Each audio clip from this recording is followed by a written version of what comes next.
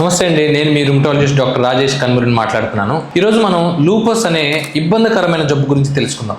ఈ లూపస్ లేదా systemic lupus ఎరిథమెటోసిస్ అని అంటారండి. ఇది యవ్వన దశలో ఉన్న ఆడవాళ్ళలో చాలా కామన్గా చూస్తూ ఉంటాం. వీళ్ళలో జాయింట్ పెయిన్స్తో స్టార్ట్ అయ్యి ఒక్కొక్కళ్ళు చర్మం మీద ర్యాషెస్ వస్తాయి, ఒక్కొక్కళ్ళు కణాలు తగ్గిపోతూ ఉంటాయి, తెల్ల రక్త కణాలు, ప్లేటెట్స్, ఒక్కొక్కసారి రక్త కణాలు అంటే హీమోగ్లోబిన్ శాతం కూడా పడిపోతూ ఉంటుంది. కారణం తెలియకుండా కుర్ర వయసులో కనుక రక్త కణాలు తగ్గుతున్నాయి, దీర్ఘకాలికంగా జ్వరం ఉంటుంది, కీళ్ళ నొప్పులు ఉంటున్నాయి, జుట్టు రాలిపోతూ ఉంది, నోట్లో పుళ్ళు లేదా మొహం మీద ఇలా బటర్ఫ్లై షేప్డ్ ర్యాషెస్ వస్తున్నాయి, లేదా ఎండకు పోతే బాగా కందిపోయిన మచ్చలు వస్తున్నాయి అంటే కనుక ఖచ్చితంగా మీరు మీ రుమటాలజిస్ట్ని కలిసి మీకేమైనా ఎస్ఎల్ఈ లాంటి లక్షణాలు ఉన్నాయని తెలుసుకోండి. ఎస్ఎల్ఈ లాంటి లక్షణాలు ముందుగానే ఎందుకు తెలుసుకోవాలి అంటారంటే ఇది చాలా ఇబ్బందికరమైన జబ్బు అండి. ఎందుకంటే ఇది కేవలం అక్కడితో ఆగిపోదు. ఒక్కొక్కసారి అది కిడ్నీలు, హార్ట్, బ్రెయిన్, రక్తనాళాలు, ఒక్కొక్కసారి నరాలను కూడా ఇబ్బంది పెట్టి మనిషిని చాలా బాధ పెడుతుంది. కాబట్టి ముందుగానే దాన్ని తెలుసుకున్నట్లయితే మీకు ఎస్ఎల్ఈ వల్ల వచ్చే కాంప్లికేషన్ని ఆపేయచ్చు. అండ్ ఎస్ఎల్ఈ వచ్చిన వాళ్ళకి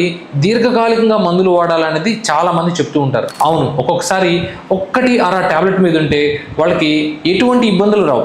చాలా మంది థైరాయిడ్కి ఒక్క టాబ్లెట్తోనే హ్యాపీగా జీవితాంతం గడిపేస్తుంటారు. అలానే ఎస్ఎల్ఈ వాళ్ళు కూడా ఒకటి ఎర టాబ్లెట్తోనే జీవితాంతం హ్యాపీగా బతికేయచ్చు. కాబట్టి ఈ జబ్బు మీద అపోహ వద్దు, ముందుగానే తెలుసుకోండి.